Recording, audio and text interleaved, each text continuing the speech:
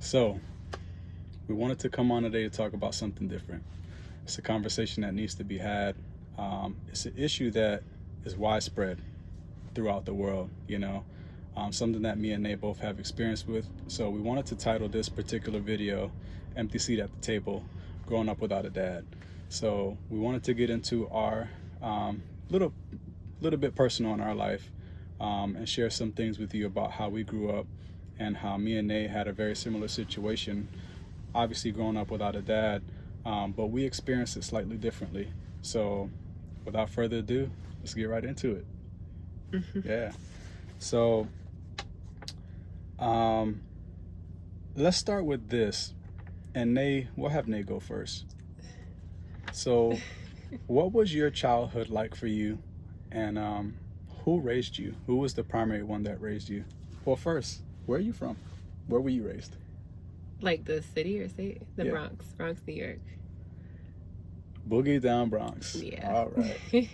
All right. Now that we got that out the way. Yeah, so my mom raised me, and when I was born, my great-grandfather was 70.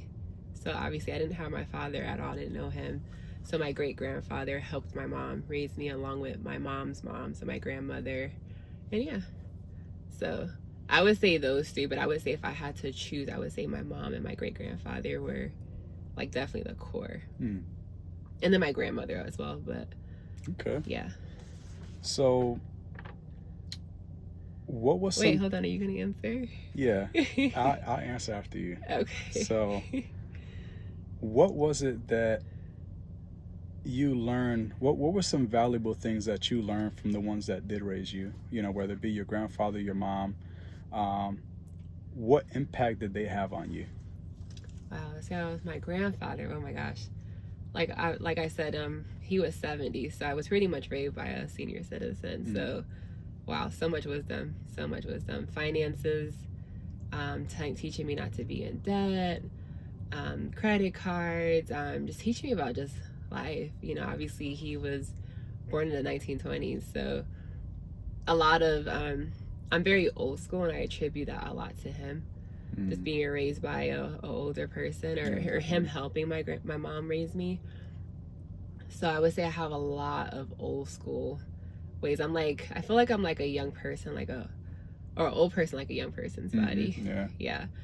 So I would say, yeah, a lot of that. And then my mom, wow, a lot of morals and values and things like that. Even down to, she was so strict. And I tell Mitchell this all the time.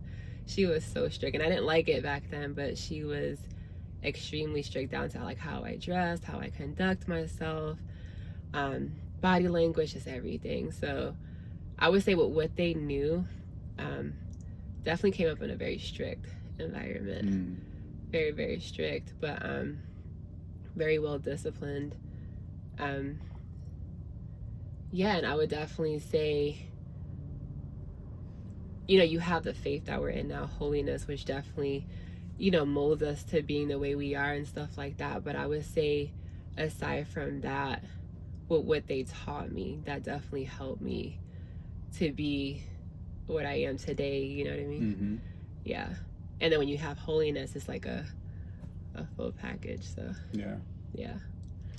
So we're almost done with this particular segment here, but what do you feel like are some of the characteristics and the traits that you took on from your grandfather or your mom as a result of being raised by them? What a good question. Whether it be like mental, emotional, physical. That's a good question. I would say from my mom, I would say I'm very reserved, very quiet. Like if somebody knows me, I'll talk quite a bit, but I'm very friendly. Like I'll talk to everybody, but for the most part I'm very like reserved. That's why I don't really appear on the camera a whole bunch. For the channel, I'm usually just recording him, so but I'm okay with being in the background, just not being on the forefront. I would definitely say the morals that she taught me as far as like appearance, like how I dress, she was very, very, very strict. Very strict. But I'm thankful because obviously coming into holiness, all that stuff kind of bled over. I would say the discipline. I love structure. I love discipline. So, and I do feel like I can attribute that to the discipline I got coming up. There's probably so many things I'm gonna miss, I'm sure. My grandfather, I would say the biggest thing is financial structure. Yes. Because he pounded out into me and just constantly spoke to me about it. And I remember being just a little girl, just like, why is he talking to me about this? But I was always listening. And it made a difference because as I got older, especially once we got married and stuff like that, I saw it all play out, how it was like following everything that he would teach me. And I would definitely say the old school stuff. You know, like I said, I'm very, very old school. To the point where I've only had a smartphone for since June. So I've had a flip phone this whole entire time. I've been very happy with that. That's how old school I am. And I was perfectly fine with that. So I'm not really one that's really into technology and just the hip ways of the world, you know? So I'm like old soul. Yeah. And even old school, y'all, because I did get a chance to meet Nay's grandpa at one point years ago. And y'all remember, I mean, growing up in the 1920s for her grandfather, he came up in a time where men hold the door open for women. They held the chair out for the woman, you know. When they came to the house, you know, they took the hat off. And so it's a lot of old school morals and stuff like that he had. That he still had the little phone. Little rotary phone. The little rotary phone, and you had to. Yeah, he had the little light. They used to use oil to light up the house, and he had kerosene lamp. Is that what it's called? I don't remember what it's called, but I think they had to put oil in it. I remember he had all like the old school stuff still in the house. So yeah. Oh, something that I feel like I'm surprised I forgot this. I'm surprised he forgot to mention this or to help remind me, but consistency. Yeah. Because I came up with my grandfather and then, you know, like my mom and stuff like that, something that I feel like I have probably because of that is consistency. Like I love longevity. So if somebody has had the same car, been married for a long time, the same friends for a long time, I mean, they could have the same t-shirt for the longest time. That's really intriguing to me. And he knows this, like, I could have the same pair of shoes, and he's like, you need to get a new pair. And I'm like, no. I like my shoes. But that's but that's an old school thing, you know. A lot of times, you know, you just figure out, like I remember me and Nate were actually reflecting back, little sidebar here, we were talking about how when I was coming up, there used to be a store in the mall, and I believe, if I'm not mistaken, I think it was a shoe repair shop. Like, when is the last time you seen something like that? So back in her grandfather's day growing up, you actually had people that shine shoes for you, you know, if you had a repair that needed to be made.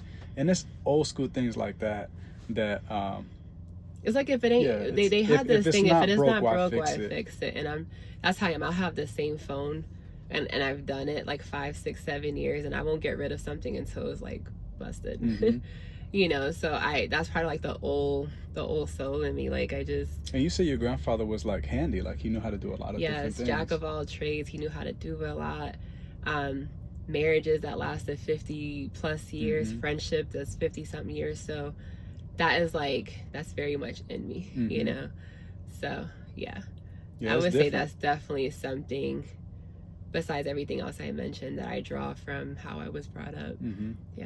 Yeah, and now, y'all, it's like one of those things that if you have someone like that raised you, that you grew up around, it's almost like when something's broken, you know how to fix it. And nowadays, we just live in a society where everything is just replaceable, you know? Every year, every 2 years, you're just replacing something. Yeah. So I'll get to myself. So, y'all, I actually grew up about an hour north of Nay. I was in the upstate New York, Hudson Valley area. And for me personally, my childhood, I was actually raised by my mom. You know, my mom was the one that solely raised me by herself. I mean, I had family, you know, aunts, uncles, and cousins and stuff like that. But my mom was really the one that did a lot of the raising. And big shout out to my mom. You know, my mom worked very hard. She worked multiple jobs. Did your mom ever work multiple jobs or just? I feel like when she had me, she took a little bit of a break, but no, she had the same job for like over a decade. So yeah, I'm not too sure if she had to work multiple though. Yes, I can't speak on that. Okay. But she did work. Yeah. I know my mom worked Man, she worked multiple jobs to a point that I remember there was times when I was young, I was a kid, and she would tell me that, sometimes she'd be falling asleep, on the way home, and I would be scared. It's times that I'd be scared for my mom because I knew that she had to work a lot. I mean, she had one job, y'all, that she was working days one week, nights another week, and it was flip-flop back and forth. And it's a lot to go through, as a single mom. And that's one of the things that I can say that I have a lot of respect for my mom for raising me by herself, that I could really appreciate the fact that she did what she had to do to take care of me. There was no excuses. I remember one statement she made to me many, many, many years ago. She said, whatever I go through, you're going through it. She said, it's like we're in this together. Her plan was not to dump me off on somebody else. Hey, she had me, and she took full responsibility to raise me. And I love my mom, and I can appreciate her for that. I definitely wanted to make mention of that. Something that I learned from my mom, or what type of impact she had on me. So the type of impact that something that I'll say that I learned from my mom, which is interesting because this is something that I would have loved to have learned from my dad, a father figure, but my mom worked very hard to take care of me. And that's something that is interesting because when you think about how the family structure and the dynamic should be, to me, I would think that, the father goes out, he works, man, he busts his behind, and he works very hard to take care of his wife and his children. And my mom actually had to step in and do that. So in many ways, as a young child growing up, I was able to see, even through my teenage life, my mom work to provide for me, So I learned, that's one of the things that I could say that I really learned from my mom was that. Something else too that I have put on here that I had asked you, what characteristics or traits did I take on from my mom, as a result of being raised by her? Because I was raised by my mom, I didn't necessarily have like the male figure in my life that would say certain things like, hey, stop crying, My mom never told me stuff like that. So I was the kind of guy that, I'm not afraid to cry. That's not something that I'm ashamed of. If I have to cry, I'm just going to cry it out. You know what I mean? And I think that that's something that I do appreciate. It's a trait that I'm glad that I'm able to have, because there's a lot of men out here that were taught otherwise. There's a lot of men that's taught it's not okay to cry. Keep your emotions inside. You never want to seem like you're weak. And that's definitely something that I never got from my mom. I've always had that opportunity. Like if I wanted to come talk to my mom, or if I wanted to cry to her about something, I had that freedom. I had that liberty to do so. And it's helpful, because you shouldn't, as a child, and my mom knows, I've definitely expressed to my mom my frustrations about my dad not being around. And she understands, because she personally had to deal with him, so that's definitely something that I picked up from her. I learned, like, hey, take care of your family, but I also learned the emotional side. It's not just structure and discipline, but you also have to leave room for that vulnerability for your child to come to you. However, one thing that I will say that me and Nay are different is I grew up very new school. Yeah. So I wanted to make mention of that too, because Nay came up very old school. I wish, if that's I'm something. Miss Old Lady. Yeah, Miss Old Lady. So yeah, we used to joke about that quite a bit when we first got married. I'm like, oh my gosh, new school and old school over here. Yeah, I'm very, very, very new school. I mean, even when I was coming up, y'all, even everything, even from music to just everything, just very new school. I was always the type of kid that was trying to keep up with the times and stuff like that. Nay's very old fashioned, very old school. So, but yeah, we definitely grew up very different. Yeah. Very different. I would definitely say something else too. I can honestly say, and I thank my mom, and I thank God in prayer. It's not all the time that it comes to my mom, but sometimes when I think about it, I thank God the fact that I never saw a hungry day. I've always had everything that I needed, and in many cases, a lot of things that I wanted. I wasn't the type of kid that if there was something that I wanted, my mom never got it for me or anything like that. My mom was very kind. She gave me a lot of what I wanted. So I'm very grateful. Yeah.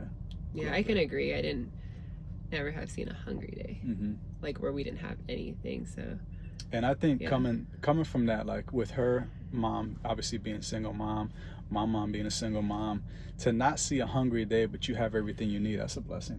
That's a blessing.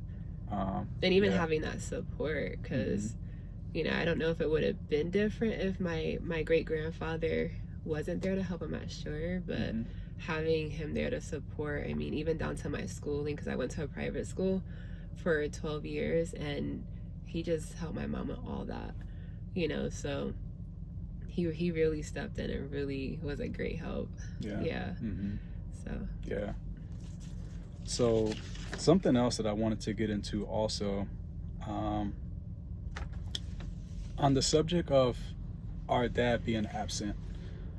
So for Nay, at what point in your life did the realization hit you? Wow, I really don't have a dad, you know? I don't know if I could pinpoint it to an age. I know for me, I didn't know him at all, and I think I knew him from a few pictures. There was only a couple of pictures that my great grandfather had, and I think my mom had like a picture or two. But what I knew about him was just people talking about him. But I don't know when I realized it. I can't pinpoint it to an age, if you're asking me about an age per se. But yeah, I mean, and I don't know if it was like a sit down talk that somebody, I don't remember all that. Yeah, I just didn't know him though. A lot of stories. Right. Yeah. So that's what I know of him. Okay. Yeah. And I'll come back and answer my side of it too. So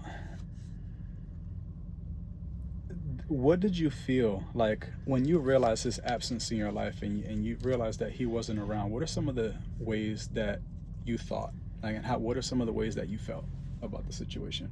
I would say when I was younger, it was more so being hurt, especially when I was really young. Because like I said, I literally didn't know him at all. It was just a couple of pictures and just people talking about him. So, you know, you kind of wonder, what does his voice sound like? What does he look like besides the pictures that I'm seeing? Because I think he was a lot younger. So I've had situations where my grandfather would tell me, like, I saw your father walking down the street past your school. And I remember so vividly, and I don't know how long I did this for, but I remember so vividly always looking up that street, just hoping to see him. And I remember for a good bit, and I don't know how long this happened, but for a good bit, I think it was Father's Day and also his birthday, because my mom would tell me when his birthday was, and I would always get a card, and I would give it to my grandfather. My great-grandfather is who I'm talking about.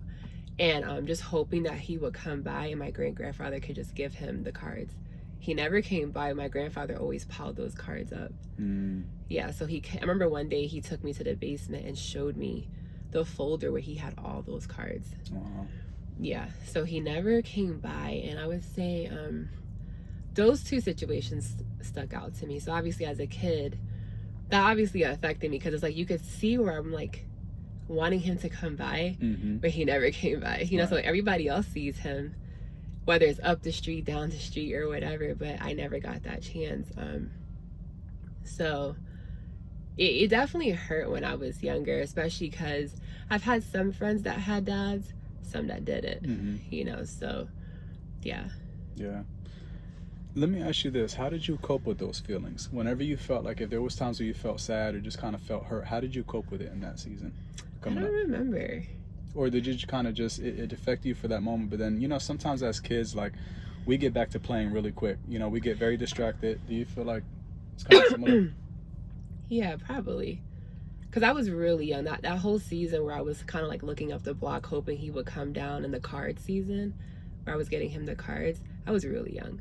I don't even think I was like 10, 11 yet. So yeah, I think when you're a kid, like you process hurt a little bit differently. So I don't really remember. I remember having a lot of conversations like with my mom, my grandfather, about him. But yeah, I think, you know, I'll say this. Another thing is that my grandmother, which is my mom's mom, when she had a ceremony, my mom and my father were in that video. And I remember I would always want to watch that video because that was the only live footage that anybody ever had. And it was like not even like a couple of seconds. It was like a split second where they were, I guess, on a dance floor and they walked away. And I remember constantly wanting to watch that. So that's something else that just came back to my mind. So it was almost like this longing to try to like know more about him, whether it's people talking about him or any picture I could find or any video, just something. Yeah. So okay. So now those feelings that you had and the thoughts that you had, do you feel like as you got older they got stronger, or do you feel like you just became more numb to it over the years and just learned to accept it? Yeah, I think for me it's a second way. I feel like as I got older, it became normal. So I was just like, okay, I'm a Dallas girl, you know. It became normal to where I was okay. So I noticed, you know, after a while, you just get used to it. You don't really think about it as much. Even if somebody does talk about him or, you know, tell stories about how he was in the past and stuff. Yeah, it just, I'm just hearing about this man, you know. So I think a lot of that seeking was like when I was really, really young. Yeah. I think once I became a teenager, I think I was good. Yeah, I don't remember having that desire anymore. I just became very normal. To not have a father, so. Right. Yeah. Okay, so this is the section, I'm gonna answer this section now, y'all. So as far as like how early or how young did that realization come to me personally, it was very early on. Matter of fact, I'll get into talking about my stepdad at the time, which I could actually consider him to be my real dad, which was my stepdad. And that was very, very early on. I would say maybe 4 or 5, somewhere in there, 4 or 5, 6 in that time frame. And I knew of my dad because my mom would drop me off at my grandmother's house, and that's usually where I would see him. But the unfortunate thing is that most of the time, I'll say about 90-95% of the time when I would go to my grandmother's house for the weekend, it was supposed to be to spend time with my dad, but a lot of times he would leave me there, you know. And so I would spend a lot more time with my grandmother, and my dad would just kind of be out doing his own thing. He didn't really spend as much time with me, unfortunately. And so I knew of him, and I've been around him, and I've seen him on multiple occasions. So I didn't have the childhood where I didn't know him at all. So that part was there for me. As far as how did his absence in my life make me feel, I was angry. If I have to be honest, I was angry. I remember a very vivid season. I would say when my younger brother was born, I was 11. And at that point in time, I really didn't want nothing to do with him because I had, you know, kind of sought him out for many years as a kid. And it's the same thing over and over. You know, it was just a lot of lonely weekends, you know, a lot of weekends with my grandmother. And at the time, you know, I really didn't speak a whole lot of Spanish, and my grandmother, all she spoke was Spanish. So that was pretty intriguing, you know. So I spent a lot of time with my grandmother, and we didn't really do a whole lot of communicating because, like I said, it's just a language barrier. I didn't grow up speaking a whole lot of Spanish. I mean, I understood it, so if she spoke to me, I understood it. But I did watch a lot of cartoons and stuff like that, movies and whatnot. And I did go outside to play. I mean, there was some kids on the block that I played with. But as far as that quality time with my dad, I didn't have that on the weekends because he was just kind of out doing his own thing. But it did get me angry. It did get me angry after many years. And I got to a point I didn't really want anything to do with him. I would say probably around the 11, 12, I'll say, 9, 10, 11, 12 age within those 3-4 year span. I didn't really want anything to do with him. Because at that point, that reality kicked in like, wow, he's not here for me. And, for me personally, it was hard for me to respect someone that was supposed to be there but chose not to be. You know what I mean? It was very hard to respect somebody like that. So I just didn't. I really didn't have a whole lot of respect for him much at all. And the ways that I have coped with that, I can't really say I ever really coped with it. I think it's something that always lingered. It always lingered inside of me. And if I had to answer the last question of this particular segment, I would say that for me personally, if I had to say if my feelings about the situation grew stronger as I got older, or if I just became numb to it and just accepted it, um, it became stronger for me personally. It's not one of those things that I ever really felt numb to it or got over it, you know. I would say now, being in my mid 30s now and being obviously a grown man, you know, I accept the way that it is. But when I was younger, it affected me. And like I said, I experienced a lot of emotions like anger and just frustration, irritation, bitterness, definitely. And I'll definitely get into a lot more of that later on in the conversation, because I do want to detail certain things. I don't want to give it all away too soon. But so I would say that that's it for me. It grew stronger because I found that void. Just, it's almost like there was that constant void of my dad not being there, and I wanted to fill it. You know what I mean? So it's like this constant pursuit of someone, you know, and it just kind of seems like one of those deals where, let's say for example, if you have you put something here, and I strive to go reach for it, and right when I get there, it moves back. And you know, it's just kind of like that game, you know, you're just constantly trying to pursue something, a relationship with someone, and it just never really seems to get anywhere. And that's what it was like for me, and still to this day, y'all, it's like that. But we'll discuss that a little bit more later. Yeah. So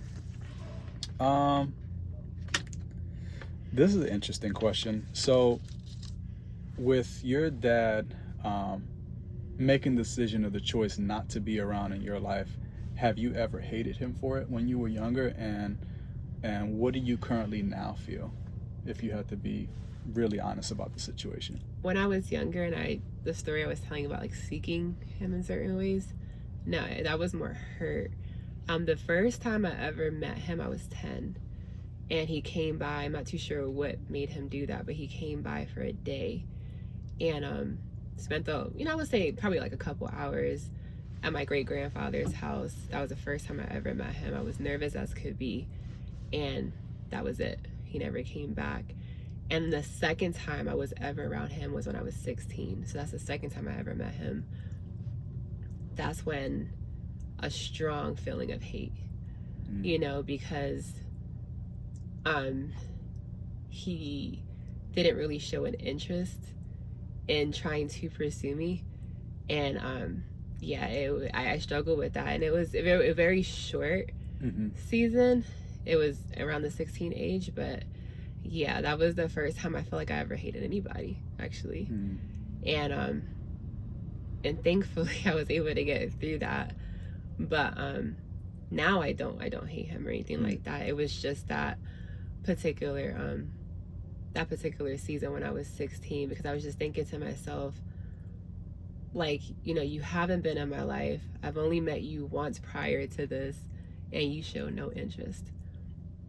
You know, no interest. And even at that, you know, a young age of 16, I was able to process, like, this doesn't make sense. Like, how could you not want to be in your daughter's life?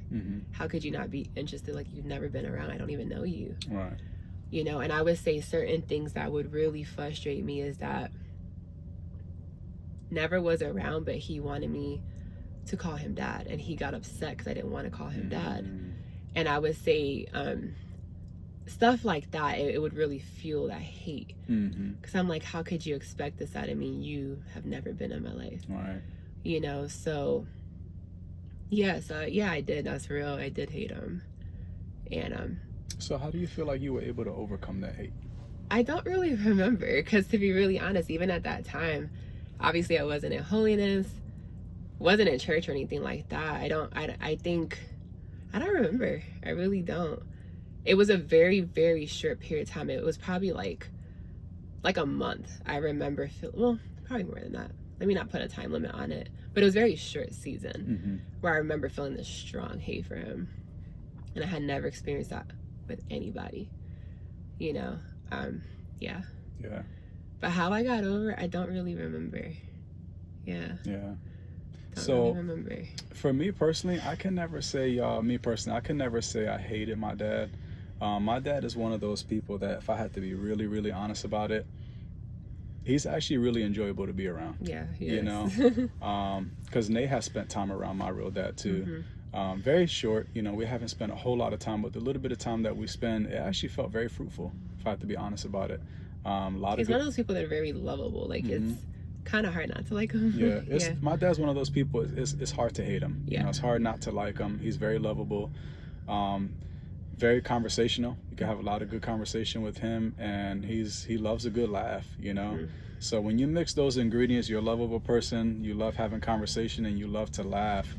I think that's also another driving force behind why I try to just continuously just try to pursue, you know what I mean?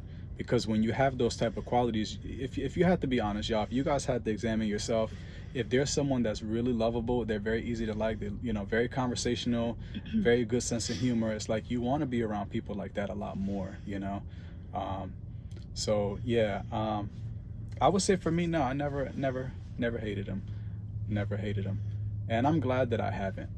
I know that there's some people that, even us personally, there's some people that you may talk to that, you know, their father makes it really, really, really easy to hate them. You know what I mean? Yeah. Sometimes you could be around a friend's dad and be like, man, I like your dad. He's really cool. Yeah. You know, so it just, whichever side of the fence you fall on, you know what I mean? Let's see what else we have here. So something else that I wrote down is, have you tried to reconnect with your real dad, and in what ways have you tried to? Yeah, so when I was in my 20s, this was about 2013, so it's a good bit ago, 12 years ago, I had this desire to know him, and I didn't have social media at the time, but I was able to connect with him through my cousin's social media that she had, and I typed in his name, I found him, and we, you know, connected.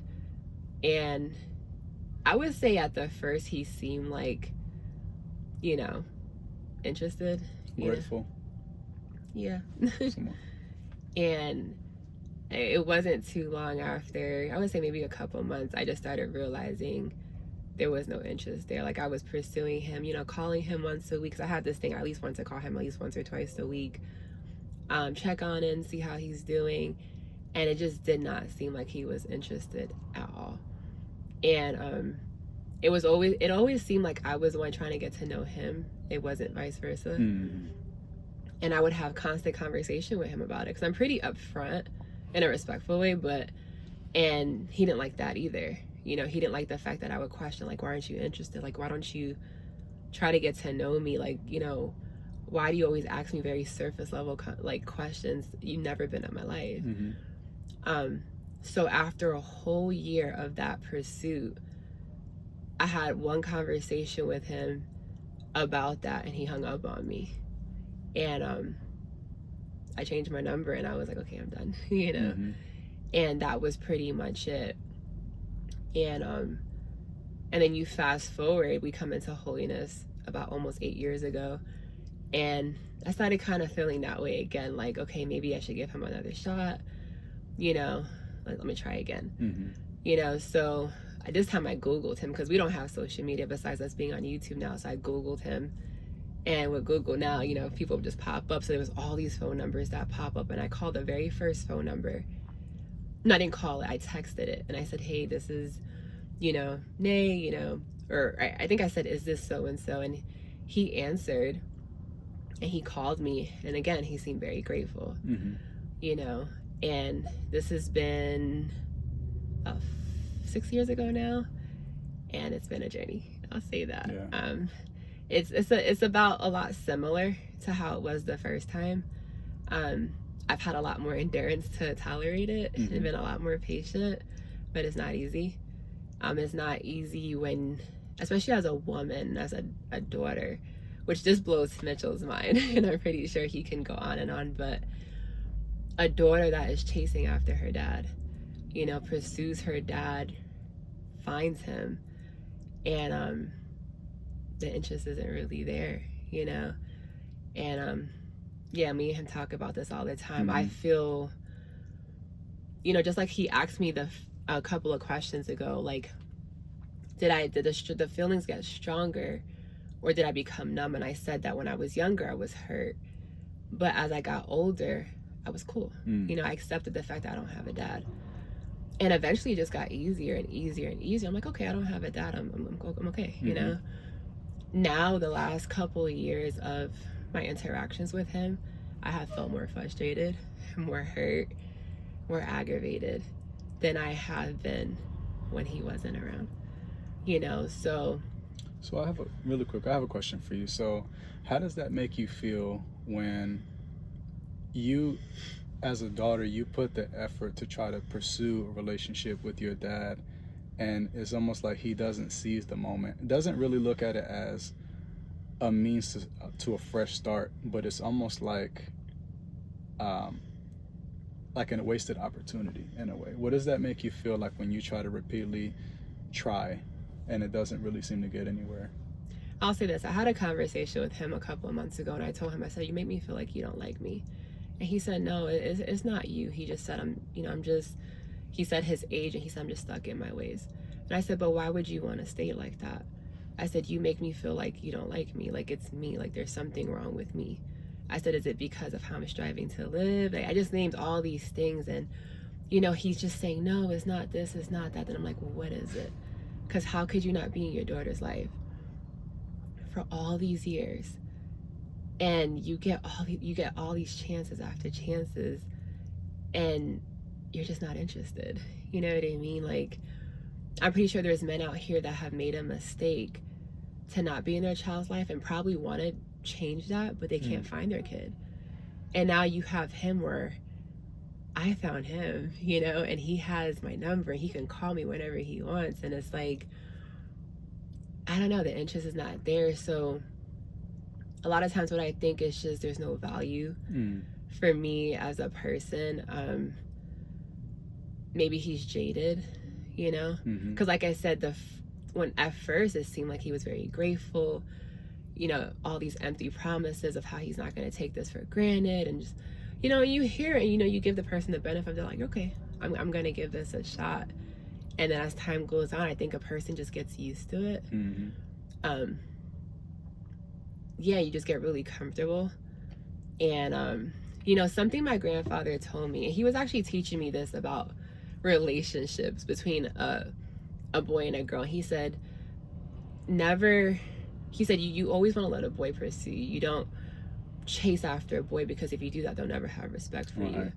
And I'll never forget that. And I think to myself a lot, like, is that the mistake I made with my father?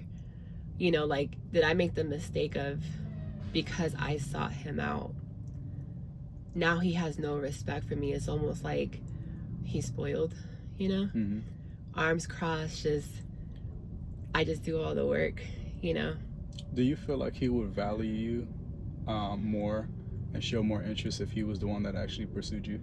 I feel like, I can't speak for everybody because I don't want to overgeneralize, but I do feel like for some people, when they do the hard work, there is a greater value and appreciation for some people, because I do know there are some people that maybe that's not the case, but I have wondered that. But he's never put in the work. Yeah. You know what I mean? So I don't know if he would have ever done it, but there's a part of me that wishes just seeing your daughter's desire to pursue you and find you would have been enough to be like, wow, let me get myself together, because she's seeking me out. It's like she's giving me a chance, like it's been a struggle, y'all. It really, it's been a challenge, and Mitchell knows this. He's been here through the whole 6 years of this, and yeah, he has seen the tears, he has seen the frustration. It's been a struggle, and I just try to be patient. I try to be patient with him, but it's That's hard. all you can do. Yeah. Very, very hard. It's very hard to, sometimes I wonder, I'm like, I didn't ask to be here, so why is it that I show more interest in a man? I didn't ask to be here. So that's something that really boggles my mind. It really does. And how a man could just see his daughter just pursue him and reach out to him and just really try and just show her no respect. It boggles my mind. Mm-hmm. You know, so something I really struggle with, but I really trying to have patience, you know. Yeah, but definitely. Yeah. Yeah, I would say for me personally, there's many times that I've tried to reach out to my real dad. I would say as of, because we came in holiness, we've been here 8 years. So I would say a couple years back, Nate remembers this very vividly. I remember trying to reach out to him, and I just kept trying to call and kept trying to call and kept trying to text. And it just got to a point where I just kind of felt like I was being avoided, you know? And it hurts. It really hurts. If I could speak for any child out there that, you know, you're trying to have a relationship with your dad, and it almost seems like if for some odd reason he's too busy to acknowledge you. Yeah. You know what I mean? Too busy to acknowledge you. And I think that's this is a whole separate conversation, but we just live in a world that people are just way too busy for anything, you know. Mm-hmm. And I tried to call him. I mean, it got so bad, y'all. I even tried calling his job. You know, I spoke to a supervisor and I said, hey, you know, so and so there, and it's like, yeah, you know, he's here, you know, something. Because we were worried about him, because we were like, man, we're not used to him, you know, like, man, we're not used to this. Yeah. So we were worried to the point we called his job. Yeah, it's like, man, it's you shouldn't have to call somebody's job, y'all. And finally, I think he finally called me back or answered, and he's like, yeah, I'm all right, you know, something. And, you know, it shouldn't take all that, you know what I'm saying? It should just be like, oh, my son called me, let me see what, see what he's got going on. But I think when you have to take the route of just trying to reach somebody's supervisor just to see if they're okay, I mean, that's something that I definitely did not appreciate at all whatsoever. And your journey with him has been ups and downs, because you've had times where you guys had like ups in your relationship, where you guys were talking a lot, right? And then I mean, it was kind of like, it seemed like it fluctuates, weird. like up and down. It was very unstable. Yeah, you know, it's one of them things. It's a very short season where we were talking, and then a whole while will go by and we don't talk at all, and I'm trying to reach out to him, and it just seems like I can't make no headroom with him. It's like a back and forth. So it's just, and I don't know what it was that caused it. You know, I really don't know. Still to this day, I don't know. I'm not in the know. I don't know what it was. Yeah. But I've tried so many times to reach out to him, and it's just the same thing. Even still till now, it's the same. I don't really get a whole lot from him. Another good question that I have for you is, or for both of us, is when you were coming up, whether it was a child, whether you were a teenager, even now as an adult, have you ever experienced times where you felt jealous when you would see, like, full families intact? Like if you see a husband, a wife, the children, and maybe they may be out, because y'all, again, I'm a truck driver, so we do a lot of traveling, and there have been many times where we may go to a rest area and we may see a family having a picnic together, sitting, they put the blanket out, they have their lunchbox and stuff like that. Or you may, you know, go to a park and you may see a family intact.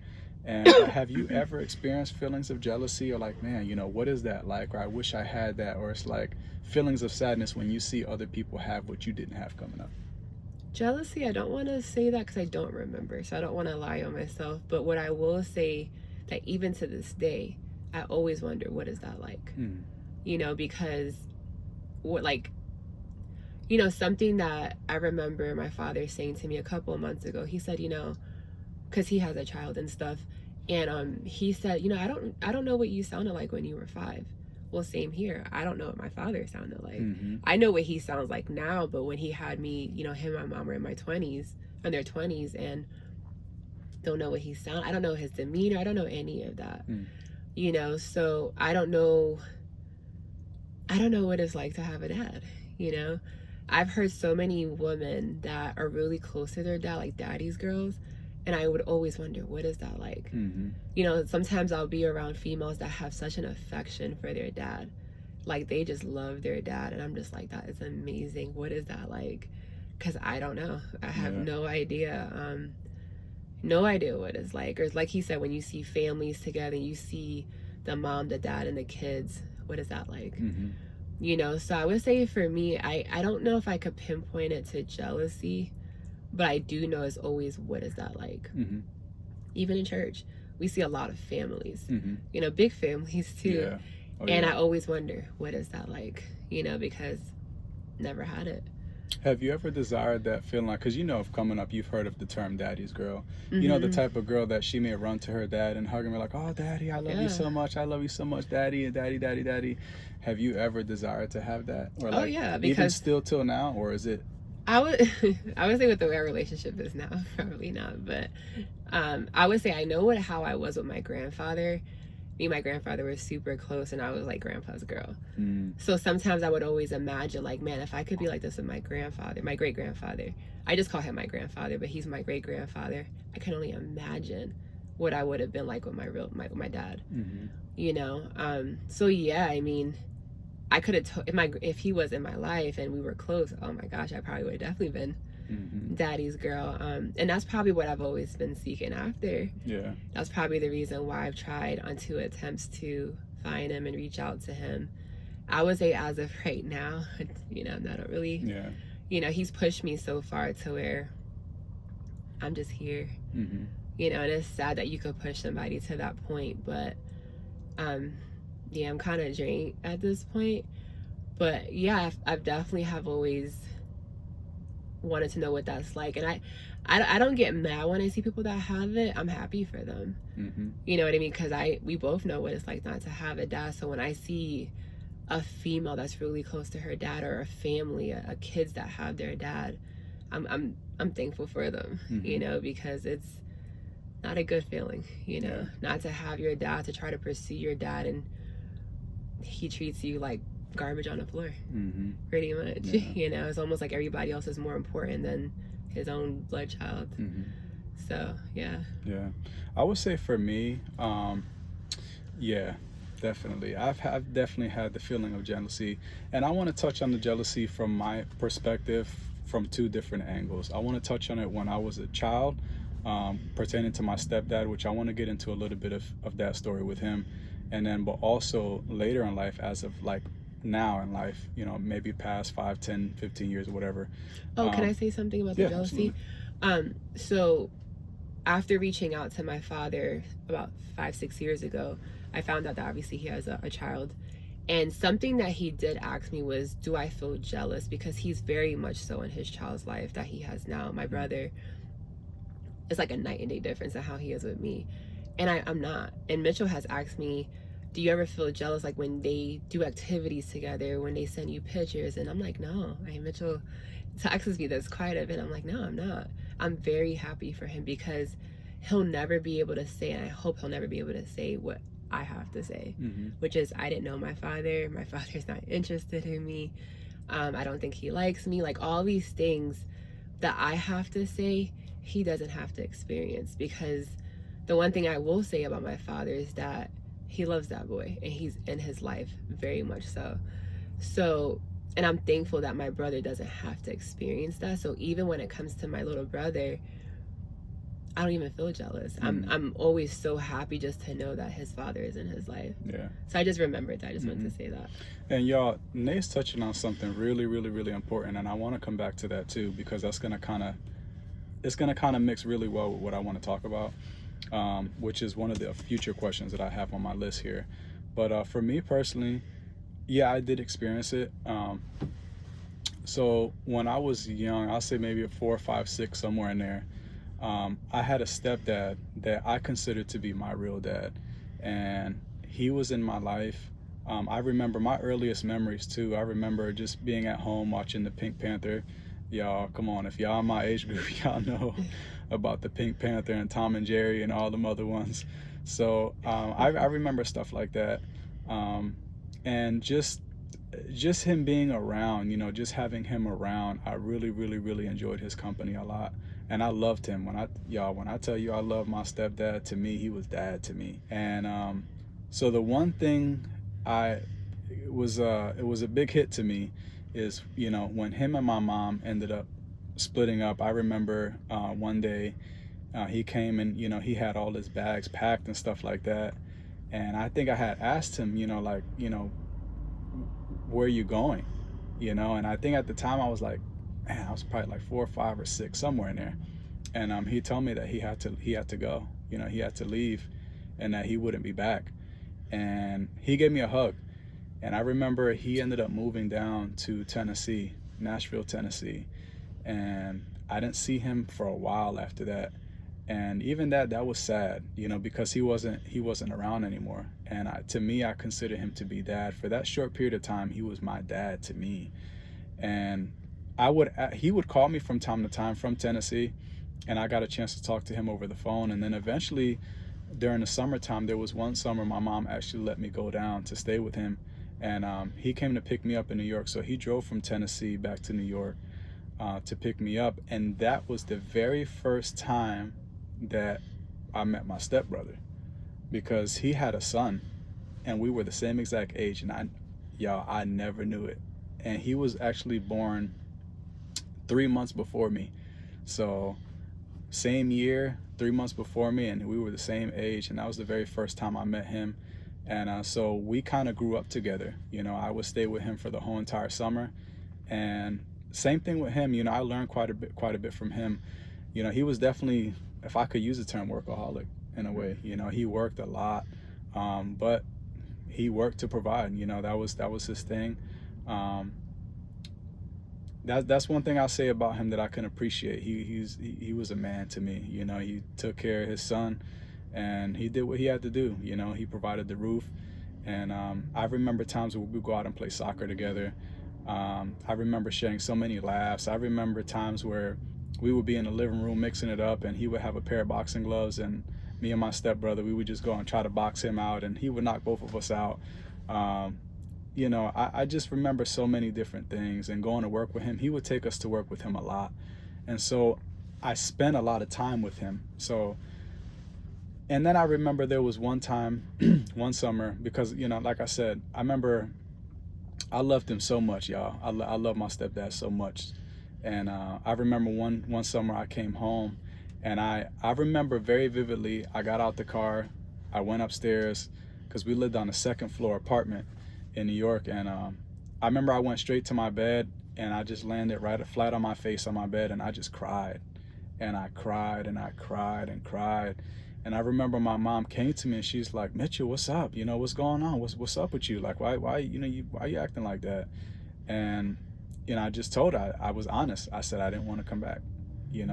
I just wanted to be with my dad, because I had that, it was in me, like I wanted a dad so bad, y'all, that I wanted to live with him. And I remember asking my mom at times, I told Nate about this. I said, I really, Mom, can I go live with him and stuff like that? And she said, "No, you ain't going to live with him." Like, I remember that too, because we've been together since we were teenagers, and I remember that season where you were really trying to pursue, and she wasn't having it. No. He was really trying to live there. Yeah, I told, and my mom wasn't having it. No. I wanted to move down there with my stepdad and be with my stepbrother, and because me and him, we had a lot, like we were the same exact age. We skateboarded together, we rode bikes together, we climbed trees together, we got cuts and bruises together. Man, we scrapped and fought together. We had the same friends together. I mean, we got into the same trouble together. I mean, it was so, it's a dynamic that I loved as a child coming up, and but it never happened. It never happened. No. But that's one thing, to touch on that side is like, I definitely wish it wasn't really so much of a jealousy. I think for me it was I don't even know if I could call it envy, but it was something that I wish I could have. That, like, I wish I could live with him and be raised by him like my stepbrother was. From the older perspective, as an adult, I think, if I'm not mistaken, I think several years back, this is while we are in holiness, I remember having somewhat of a feeling of jealousy, because my dad actually ended up being with another woman that already had 2 boys, and had my younger sister, my blood sister, with her. So 2 boys that weren't his, along with my younger blood sister that he had with her. And so he raised them, so one day I actually had a conversation with my real dad, and he told me, he said, yeah, he the young one, he calls me papi. And it kind of stung a little bit, because for those that don't know, papi in Spanish is just a way of saying daddy. It's like an endearing term. And so I remember it stuck with me.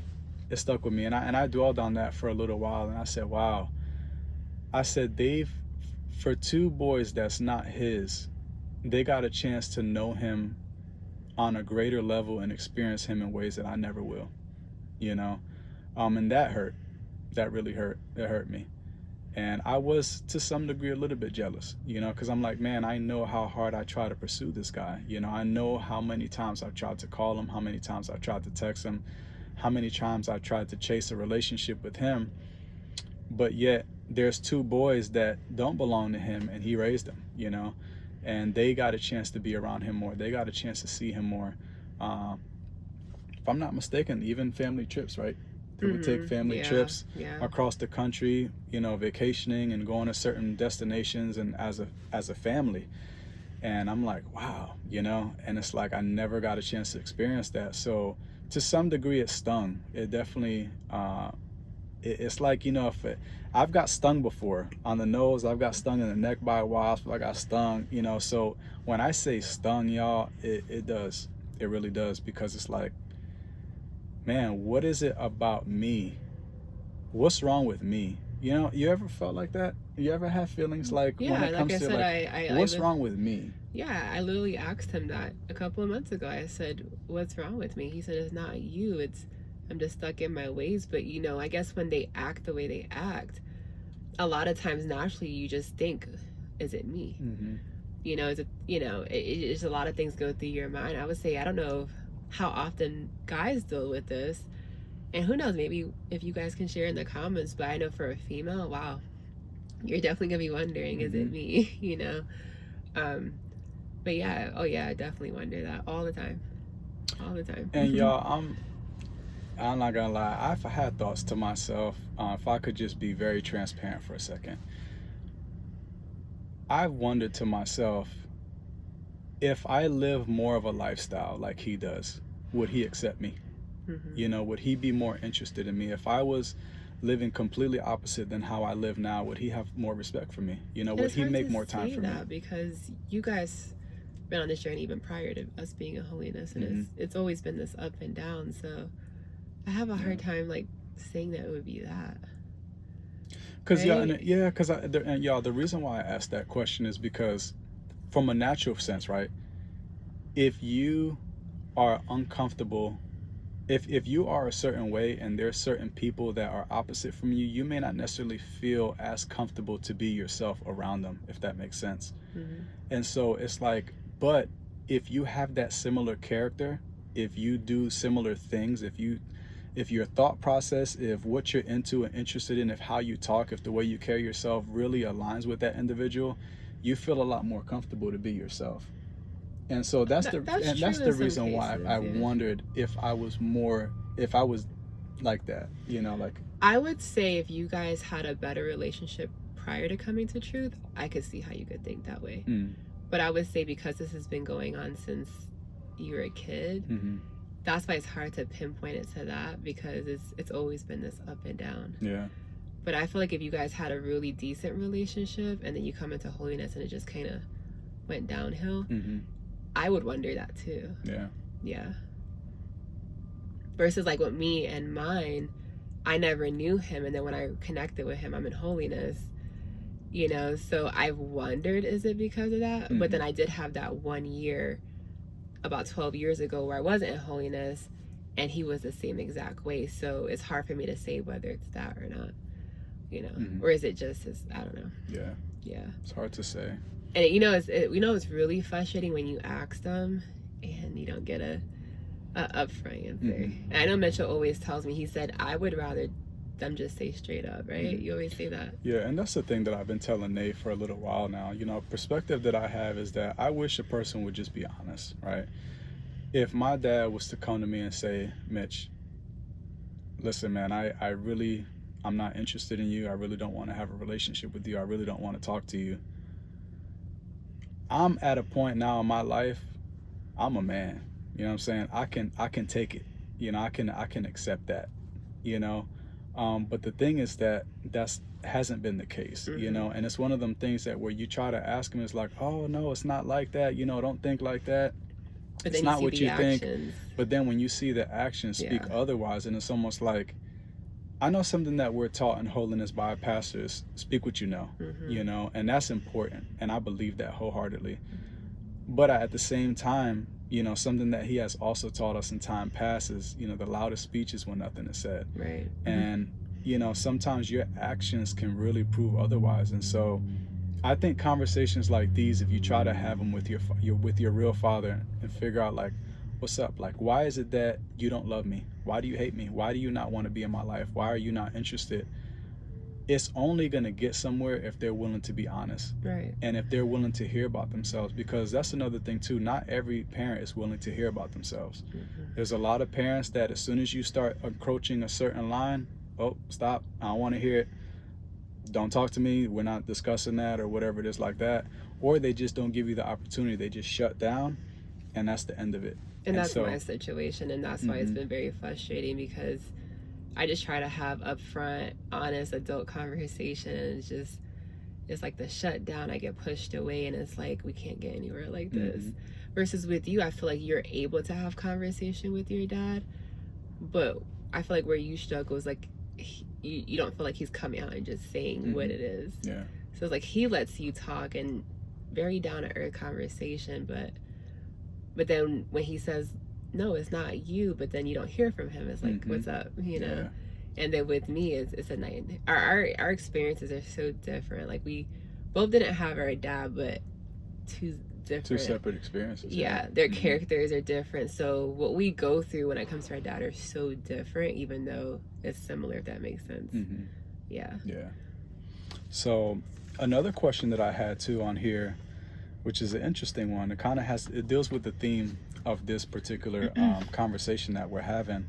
Have you ever sat at the dinner table and ate with your real dad? Never? No, I wasn't raised by him, so yeah. Okay, no, I'm lying. I completely forgot. So when I first met him when I was 10, and maybe I'm not lying, I don't remember. I'm trying to think, did he have dinner with us or not? Because like I said, when I first met him, I was 10, and he came by my great-grandfather's house for a couple hours.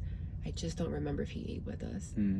So if he didn't eat with us, then no, I haven't. But if he did, then maybe so. Yeah, and that would be it. Yeah. Okay. So yeah, see, I just don't really remember. Yeah. So for me, I think I would say, if I had to speak on it from an actual dinner table per se, I would say the only time it happened, one time around a dinner table, and the only time I got a chance to experience that was actually with you, with Nay.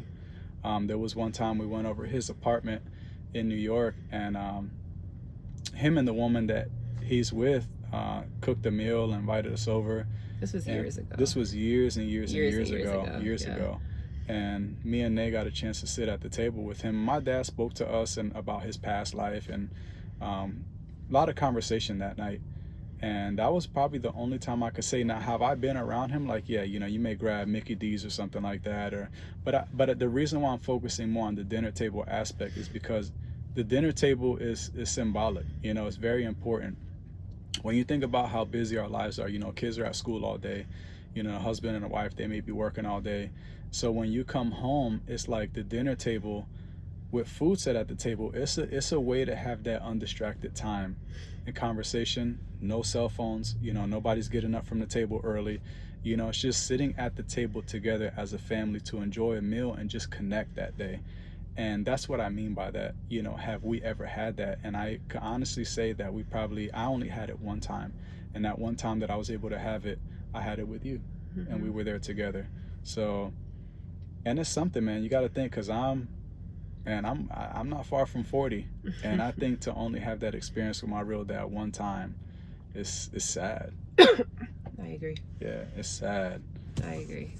So the next question is, with the current knowledge that you have about your real dad, are you glad that he didn't raise you? Or do you wish he did? And if so, why or why not? Oh, yeah. It's something that I realized as I got older, and it took me getting older, and it took me getting to know him myself. And when I was younger, I would hear a lot of stories. Like I said, how I knew him was just based off of stories. They weren't good stories. But I remember when I reached out to him 12 years ago for that 1 year, every story I heard, I asked him about. And I gave him the chance to speak for himself. And he gave his answers. So knowing him for that 1 year and then us not talking anymore up until 6 years ago, knowing him for myself and not based off of the stories that other people have shared, which were for the most part pretty accurate, but just having my own personal experience. Something that I've realized is that I'm just so thankful he didn't raise me. And I'm not saying that because I promote fathers not being in their child's lives. I don't. You know, I feel like every man should, but I think when you start to know your father for yourself and realize, like, wow, if he would have raised me, how would have I turned out? Right. And I don't know if he would have raised me, well, how his character was then when he was in his 20s, but even what I see now, I don't even know if I would be how I am today. You know what I mean? So it seemed like it worked out, even though it doesn't feel like it all the time. I'm very grateful, and it sounds weird, and you know, I'm pretty sure it's kind of controversial to say that, but for me, I was better off. You know, and I hate to say that because, you know, I'm pretty sure it's nice when you could meet your dad after all those years and say, wow, I wish you would have raised me, because I see the type of man that you are now, you know. But for me, that's not the case. I tell Mitchell that all the time. I'm like, I'm just so thankful that he didn't raise me. I mean, it was better that way. And even with all the hurt I may have dealt with as a kid, I think I would have much rather that than for him to have raised me and me turn out a completely different woman and me have to struggle with my character and just certain mindsets and just the condition of my heart and just little things like that maybe he would have instilled in me. So yeah, for me personally, I just feel like it was better. It's almost like you would have had a lot more negative things to overcome as a result. Yeah. Because like I said, I grew up in very disciplined.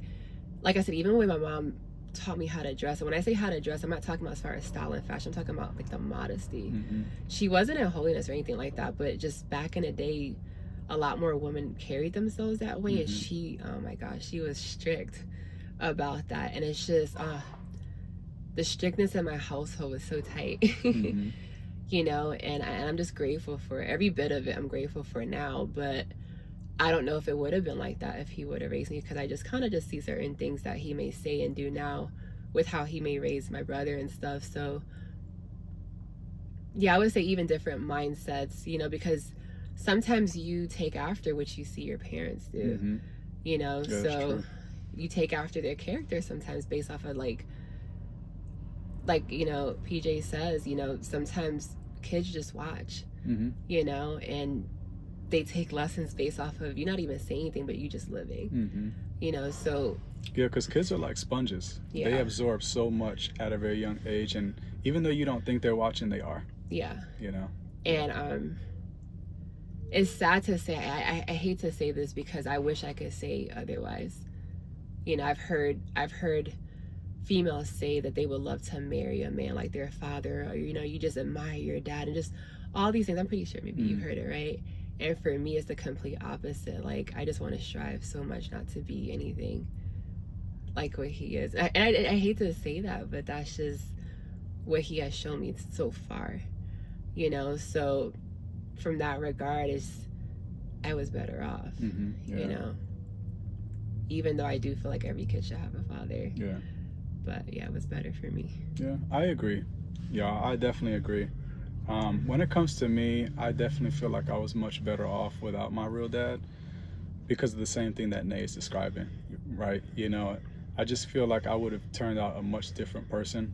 Because if I had to be honest, I definitely was far from perfect as a teenager and as a young adult. But I feel like I would have been way, way worse, because one thing that I can say about my dad, my real father, is the fact that he was very chill, very laid back. And as a parent, I feel like that has its place, right? But I feel like if you're laid back or chill just overall, I feel like it gives room for a lot of unnecessary freedom. You know what I'm saying? And I think that could be very detrimental to a child's development. And that's the reason why I feel like I was much better off, you know? I'm very thankful. You know, has it hurt through the years? Yeah, definitely. But I was one thing I could honestly say. I agree 100% with Nay.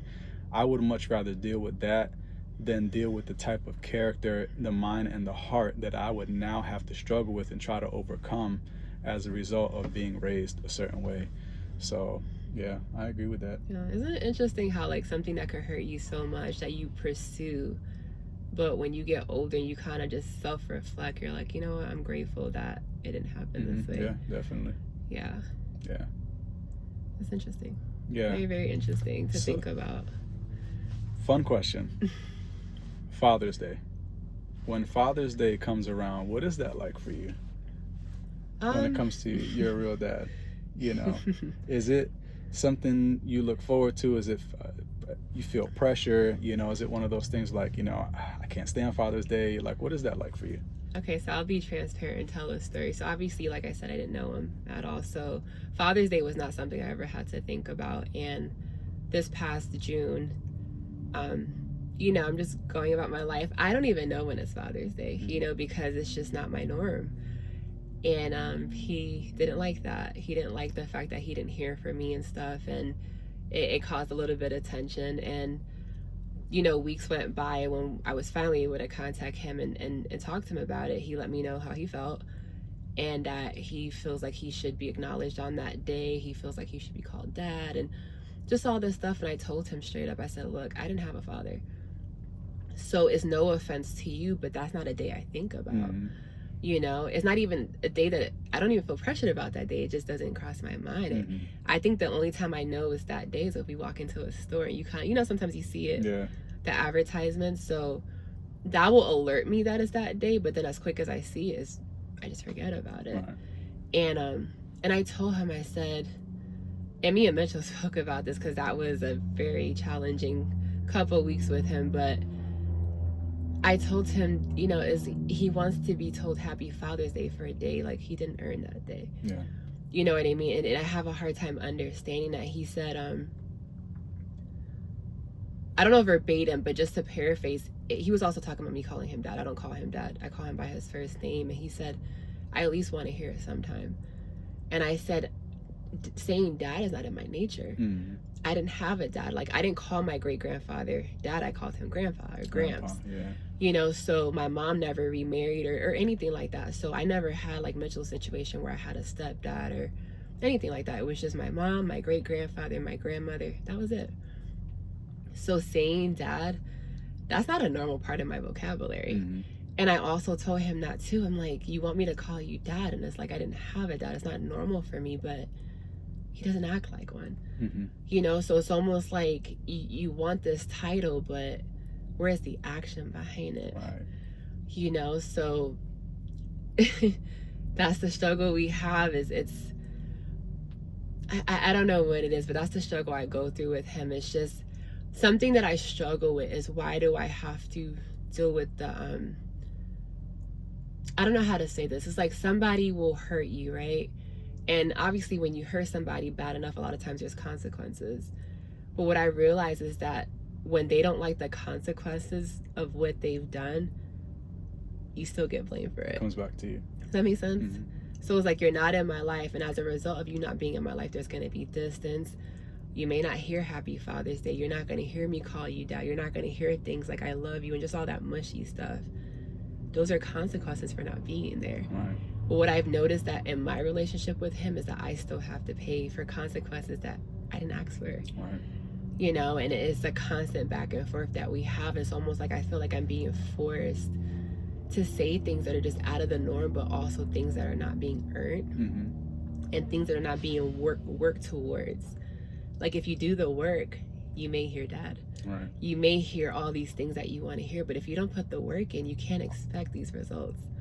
And that's something that I keep trying to get him to see, and he doesn't see it, you know. So it's almost like you don't want to be interested in your daughter, but you want like this highlight reel, you know. And it doesn't work like that. You know, you got to put in the work. It's not good enough to hear dad just so other people could think you're being a dad. It doesn't work like that. It's almost like you want to You want the project. reward. It's almost like you want to project this image that things are okay, and that we're rebuilding something, and we have pictures or video, whatever it is to prove it. But at the end of the day, if you look deeper than that, you realize that it's empty. Yeah. And there's no substance in it. Yeah, and so that's something. When you talk about Father's Day, that's literally something that just happened a couple of months ago, and it was quite a journey the couple of weeks that happened, because I was just frustrated. I was upset. I was just like, what am I supposed to do here? Like I can't produce these results if he's not putting in the work. But it kind of seems like he wants the results without the work being put in. Right. So that's a constant battle I've had the last 6 years of us talking. And it's trying my patience, but yeah. What about you?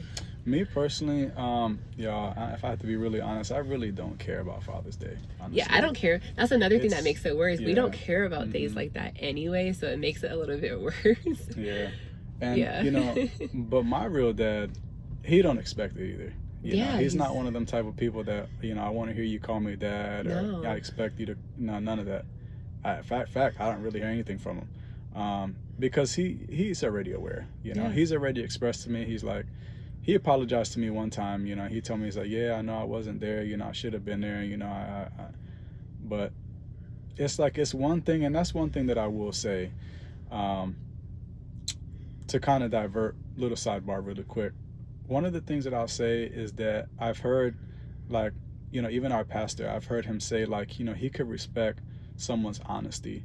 And to me, I agree 100%. And if I could go a little bit of a step further and say that I could respect a person's honesty to a certain point. And the reason why I say that is because I really do feel like if he was to tell me, listen, Mitch, I just don't want to be in your life. Okay, I could respect that. I could take that honesty and respect it. I would say in the area of growth and development, if you know that you could be a dad to me, or you could be better, and you acknowledge the fact that you weren't there, you acknowledge the fact that you could be doing better, you acknowledge the fact that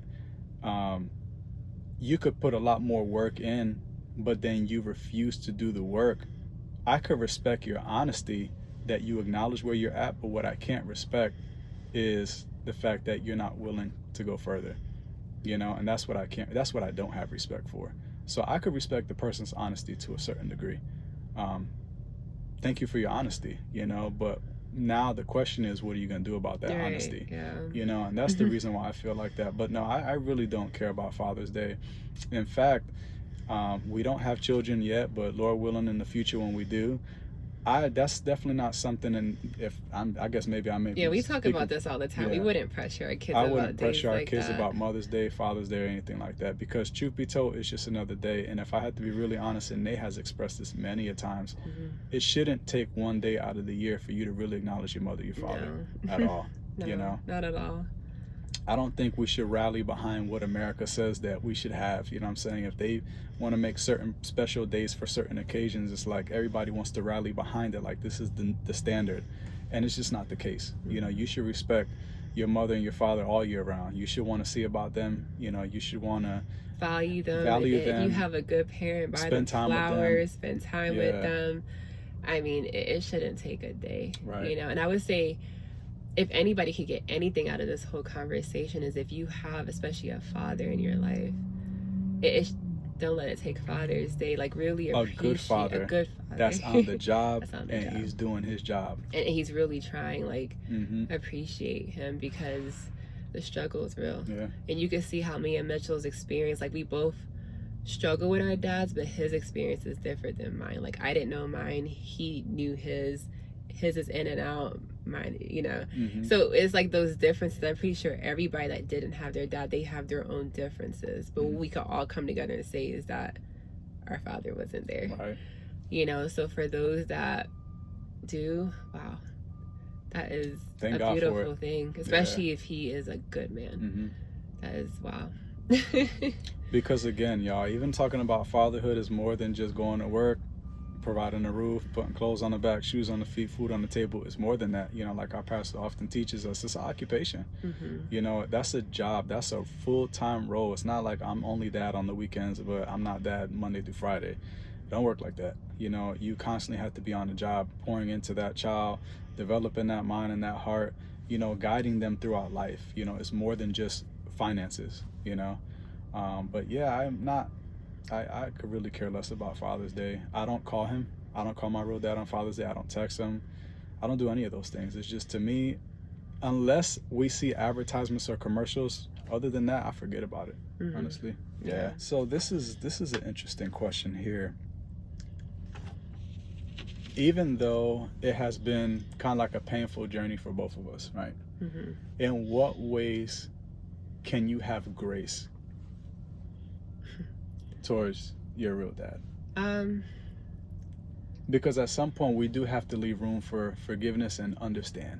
Oh yeah, and I definitely, you know, I forgive. I struggle, you know, with just being upset with him and stuff like that. But definitely forgive him for not being around. That's the reason why I'm still here. Give him shot after shot.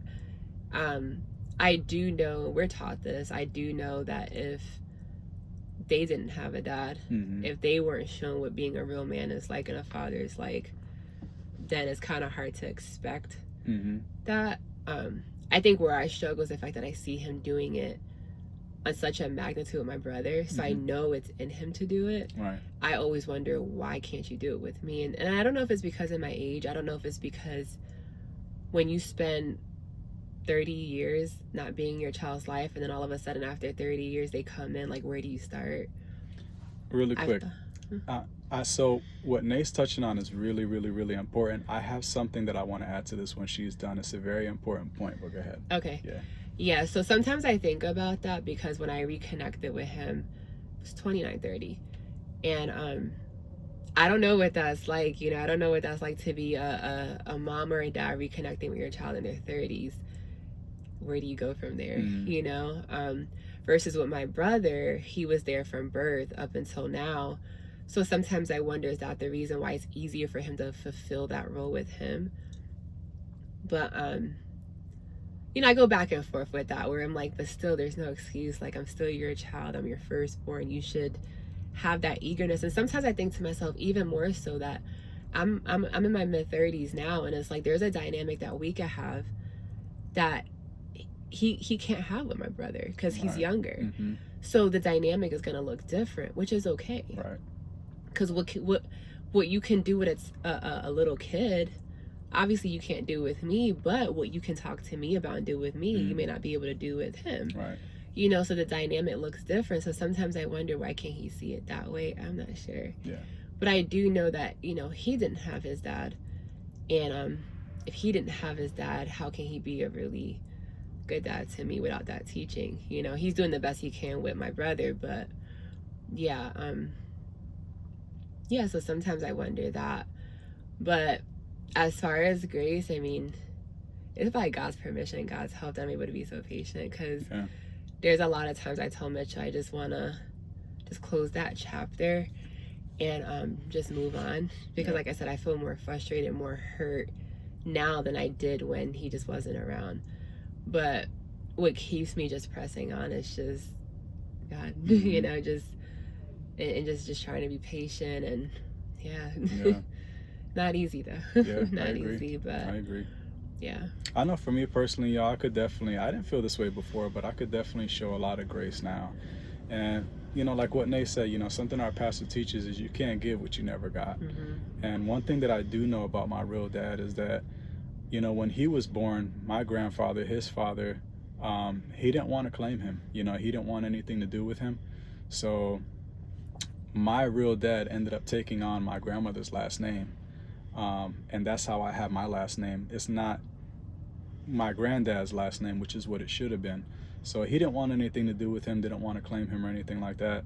So, you know, I could definitely understand that if he didn't have his father in his life, someone to really mold him and shape him the right way, how it would be hard for him to pass that down to me, you know? And that's the area where I can give grace, You know, I can give grace on that because I can understand a person's background. Um, However, like I said, I do believe that, you know, something Nate has said quite a bit in conversation, and she'll know where I'm going with this. There's this lingering question, you know, when you have a cycle of something that keeps repeating over and over, and it's like, how long are we going to continue to allow ourselves to say the same Sorry. thing? I don't know. I was just letting them know it's the trucks out there. So a lot of times you get the same excuse. Oh, you know, that's just how it was. You know, that's just how it is. You know, but the thing is that how long are you going to keep running with that same narrative? When is someone going to break the cycle? Somebody has to break the cycle. Yeah, I know something that I like to say is I feel like one of the most selfish things a person can do is not want to grow. Mm-hmm. You know, because when you don't grow, when you try to develop your character, your personality, your mindset, your heart, it affects everybody around you. Oh, yeah. And it's very selfish, whether it's in a marriage, whether it's parents, just friendship. I feel like that's one of the most selfish things a person can do is just not try to grow self. Mm-hmm. You know, so if a person just tries to stay stuck and this is just how I am. Mm-hmm. And it's just like, but why do you want to stay like that? Why do you want to stay Especially like that? when you realize that's how you are. Because I understand there's some people that... They may not realize it. They may not realize it. So I'm not talking about people like that. I'm talking about people that they'll straight up tell you how they are. Mm-hmm. But then that's it. They don't they're very conscious and aware of what's going on. And that is... It's very hard to have a relationship with a person like that. Okay. And it's very selfish. Mm-hmm. You know, and I know something that we're taught in the pulpit countless times is that a selfish person shouldn't be in a relationship. Right.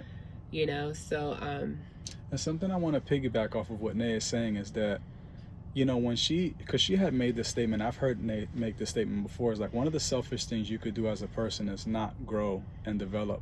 And I remember coming up, y'all, I used to hear this saying quite a bit. You know, like, let's say, for example, if you're in your 30s, 40s, 50s, 60s, 70s, 80s, I used to hear this quite a bit. You know, hey, it's never too old to get an education. You're never too old to go back to school. You know, even when it comes to learning an instrument, hey, are you in your 60s, 70s, or 80s? Well, listen, you can still learn how to play guitar even at your age. You can still learn how to play piano. It's never too late to be educated or to learn or to even grow. Mm-hmm. So from that perspective alone, that alone should tell you that even as a father, there should never be a point where you should be okay or comfortable with just not having a relationship at all with your child. Mm-hmm. You should always want to do more. You should always strive to be more present in their life, and add value to their life, you know, not make their life more frustrating and more miserable because of your dysfunction. Mm-hmm. You know what I mean? You can always grow more. How do you feel personally whenever you see or witness other kids that are very young as an adult, when you see other kids that don't have their dad in their life? You know, what does that make you feel? How does that, like, what do you think? What goes through your mind? I understand, you know, because mm-hmm. even though we're in our 30s, you know, you don't forget what it's like, you mm-hmm. know, and the impact that it has. So whether it's a kid, whether it's somebody in their 20s, 30s, or even older, I get it. Mm-hmm. You know, it's like a Me Too thing. Like, you know, I get it. Right. You know, it's definitely something I could sympathize with, empathize with. I get it. And I know it's going to be a long journey, mm-hmm. you know, because I actually had a family member that he's no longer here. He passed away, and he passed away with hate in his heart for his father. Mm. You know, and it's a scary thing to think about that. You know, his father wasn't in his life, and he tried to pursue his dad too. And just that journey with him, he developed so much hate, but then he ended up losing his life, and that's how he went out. Mm.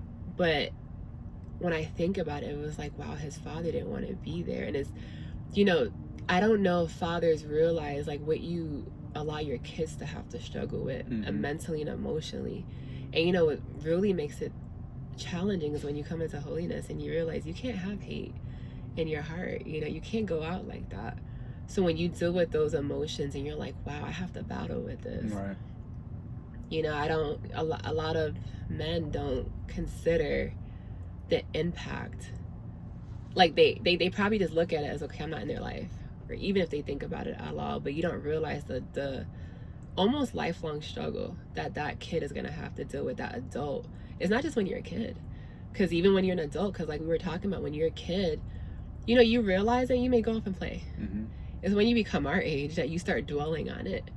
And whether it's hate, whether it's strong dislike, just everybody's journey is different, but you have to battle with those emotions, you know what I mean? Oh, yeah. And wow, the impact it could have on a woman, and her seeking like a man now, the impact it could have on a man, and just acceptance and just how you see yourself. And it's like the role of a father is so important. And I don't think a lot of men think about how you really, what you're really doing to that child. So when I see kids that don't have a dad, it's like, it's going to be an interesting journey, you know? Yeah, y'all. And because even with us, I mean, we still battle with our feelings. We still talk. It's something that we talk about constantly. So obviously the effect is still there, you know, so. Yeah. And y'all, even the theme of this video, the empty seat at the table, you realize that it's larger than just an empty seat, right? You're talking about an emptiness in a child, that there's that void, you know? And it's really important to have that father. And when I say not just any, it's you know, like our pastor talks about, it's not just a set of britches at the table. You know, it's someone that's really on the job, that's doing the fatherhood right. And it's very important, because it does help shape and mold the child in a way that they won't be, you know, when they get older. There's certain things that they're going to have to experience and struggle with and go through as a result of you not being around. So me personally, when I see kids nowadays that their dad is not in their life, I feel for them, you know, because I know what that's like. Matter of fact, just recently we actually heard about a little, really little, he's a very, very young brother, the fact that he wanted a dad, you know, and it's very touching, because it's like, wow. And I remember I told Nay, I said, I feel him. Yeah. You know, I know what it feels like. And it's just something that, you know, for me personally, it's like when I hear stuff like that, there is a part of me that, you know, you want to do what you can to be there for that particular child in that way. You know what I mean? I remember an interesting story. There's one older brother that I get a chance to talk to from time to time. I remember he took a trip overseas. You remember? And you'll know. And he took a trip overseas, and he got a chance to be around a lot of brothers and sisters that are in poverty-stricken areas. And he's the type that he loves kids, man. He loves being around kids, loves kids. And he said, bruh, he said, man, I wish I could take a bunch of these kids home and just take care of them and just raise them, you know, be a father to them. And because that's his character, you know, he loves children, you know. And I hear him, you know, I feel him, you know, if I see kids that have that and they don't have a father in their life, you know, the really unfortunate part. Let's say, for example, if you know there's a lion outside your door, and you know that there's someone about to walk outside, you have the chance to say, hey, if I was you, I wouldn't do that. There's a lion out there, you know? And so you got a chance to intervene in that moment to really protect them from something harmful, right?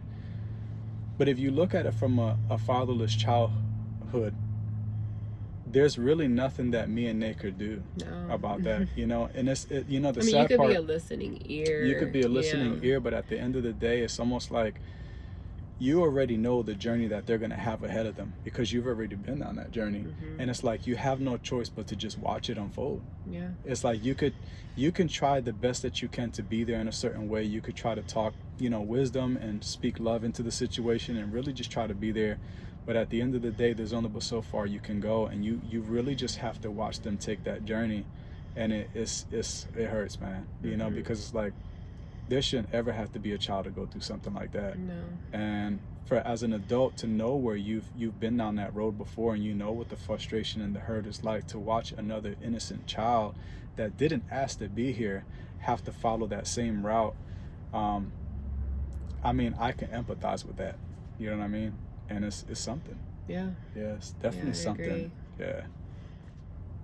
As an adult in your mid-30s, if there's any piece of advice you can tell your younger self when you were going through the season of not having a dad, whatever thoughts or feelings you experience as a grown woman now, with all the experience that you have and the wisdom that you have now, what would you tell your younger self regarding this? I think if I would have told myself a couple years ago, let him pursue you if he wants you. Yeah, I so many times I think about that, and like I said, maybe it's just that little girl in me that really just wanted to try, and I, yeah, but I feel like if I could tell myself that, because what my grandfather said really sticks out to me, is if you chase a man, he won't respect you. And I'm not going to say it's the case for every man, but I understand where he was going with that. And I think about that a lot when it comes to our relationship. It's like, I just wish I would have just, if he really wanted it. Because truth be told, with society these days, look, if you really want to look for somebody, you'll pay for it. Yeah. If you really, really want it. Even if they're hard to find, I really feel like that person's going to try if they really want it. So just like how I found him on the internet, he could have did the same. And I feel like if he really wanted it, even if I was hard to find, maybe he would have paid for it. I'm not too sure what steps would have had to take, but yeah, I wish I would have, I would tell myself that, even though you have that longing, that yearning to find him, let him find you, let him do the work, let him pursue you. And who knows, maybe my outcome right now would be different. I don't know. Yeah, maybe not. Not sure, because I do believe that there's some people that can do the work and still become jaded. So I'm not too sure what it would be like if he would have tried to find me instead, but yeah. And it probably would have saved me a lot of heartache that I have to deal with now. Yeah. I would say for me personally, if I could tell my younger self, he doesn't want you, he's not interested in you, and just stop. But I think at the same time, I would have had to have the strength at a younger age to accept that. And a lot of times we don't. When we're young, sometimes we're hard-headed, sometimes we're stubborn, and sometimes we just keep chasing. And a lot of times you can see the evidence all around you. Yeah. Sometimes you can see the truth staring you right in the face, but it's almost like you're in denial and you choose to just ignore it, what the facts are, and still chase after something that you believe can happen. Right. But I think it just goes to show how deep a void of having a dad is.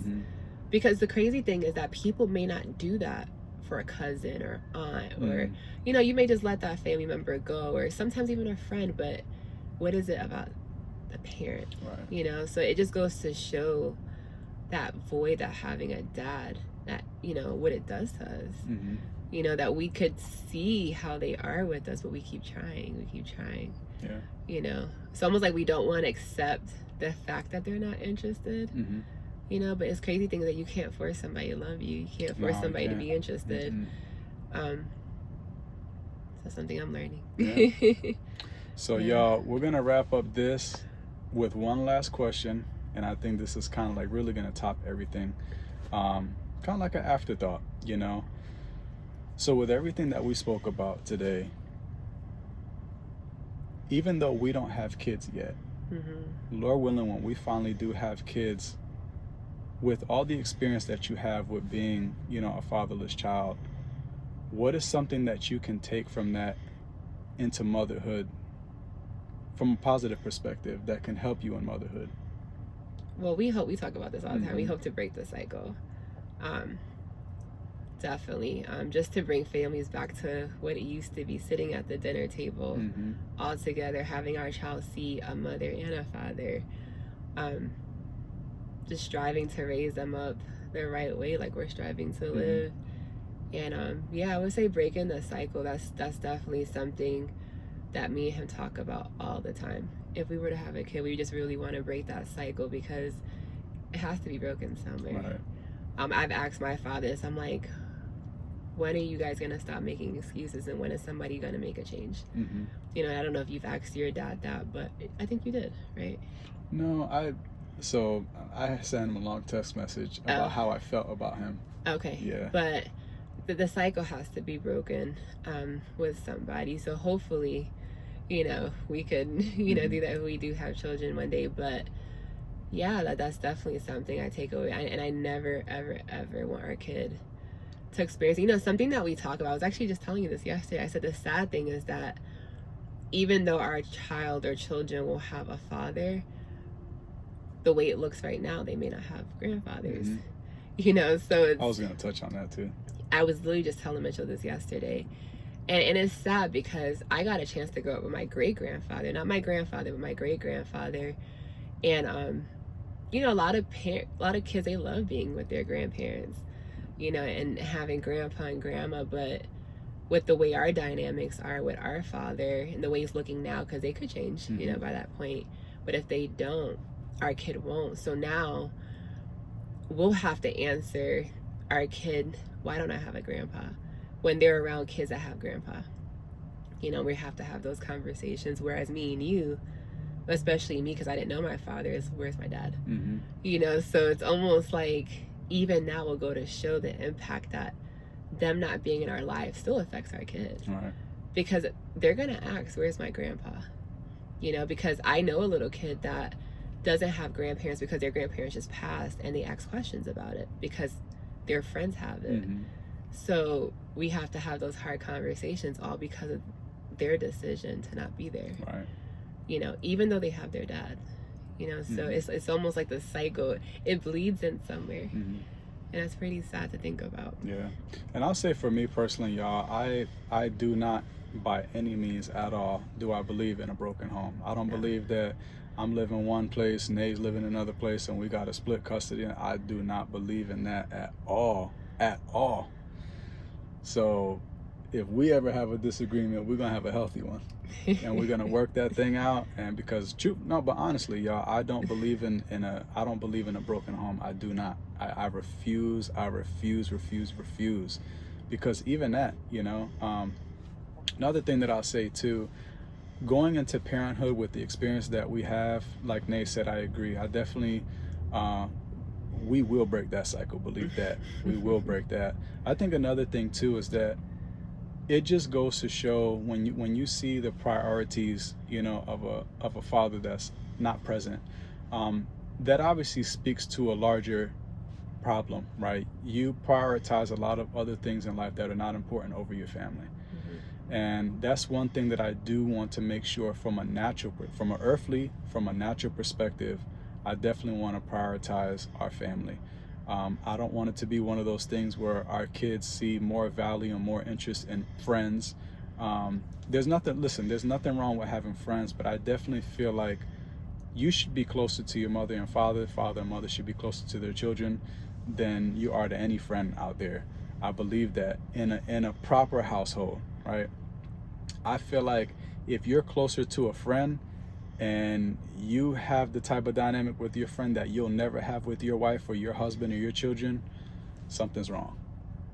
I think it's just taking it back to how it used to be back in the day where families were close, they were tight. Like I said, I'm very old school, so I'm very aware of that. And families were tight knit back in the day. They still had friends, but you know how beautiful it is when there's a Friday night and your children will tell their friends, you know what, you guys go ahead, I'm just going to spend some time with my parents. Right. That has to be so beautiful. That every once in a while they may choose hanging out with their mom and dad sometimes over their friends. You know, like, and these days the family structure is just going down the drain these days. So that's just the cycle that we want to try to break. Right. And just have that close-knit family structure like it used to be. And that's another thing too. We actually listened to, I'm gonna interject this in here. We actually listened to a podcast, and there was a guy talking about kind of like a family dynamic, and he was talking about something very interesting about how a lot of times, you know, people are just consumed with a whole lot of things that are not important, rather than creating moments and creating time and stuff like that. And if I had to think about it, there was one time we had went out to eat years ago, and I remember Nay was saying, she had pointed out, she said, hey, did you see that the parent and the child sitting at the booth at the table? Yeah, it was a young kid and a mom, and the mom was on the phone and the child was on the phone, and they were sitting across from each other, and I'm just like, and that's our society more and more. No connection. And there wasn't even a dad in the seat. It was just a mom and the son. So it just goes to show the family structure is just so broken more and more and more, you know. So And I definitely, we definitely live in a society now, y'all, where it's a lot of maintenance-free parenting. There's a lot of parents that really want to allow their children to be consumed with just electronics, devices, screen time while you go off and do your own thing. And that's time you can't get back. You know, that's time you cannot get back, and it's wasted time, you know. And that's one of the things that the guy was talking about in his podcast. He was saying we need to focus on creating more, you know. And this is not talking about content creation. This is not talking about you being an influencer on social media. It's literally about creating time.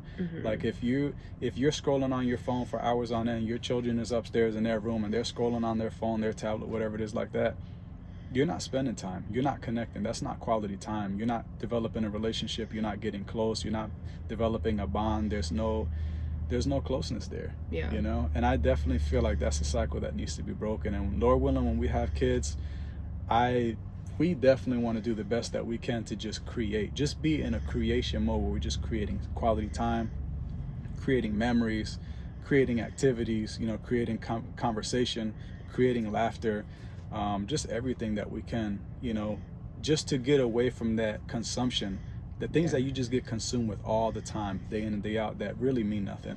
Yeah, and I think for me too, I think something I struggle a lot with my own father is just the lack of interest and not like what's wrong with me. I never ever, and I understand like when you discipline a kid, they think you don't love them, right? I'm not talking about that because that takes maturity for them to realize that your discipline is love. But besides that, I never want my child to feel what I have to feel. What my father makes me feel is my mom doesn't love me. My mom isn't interested. She's more interested in a TV show, her phone, this, that. Like I never ever, you know. So I think that's something that me not having a relationship with my father all those years and then how our dynamic is now, it just makes you like, if we have a kid, to just really love on them. And I just want them to know that even when we discipline you, we love you. We're very much so interested, but I just never want them to experience what I have to deal with.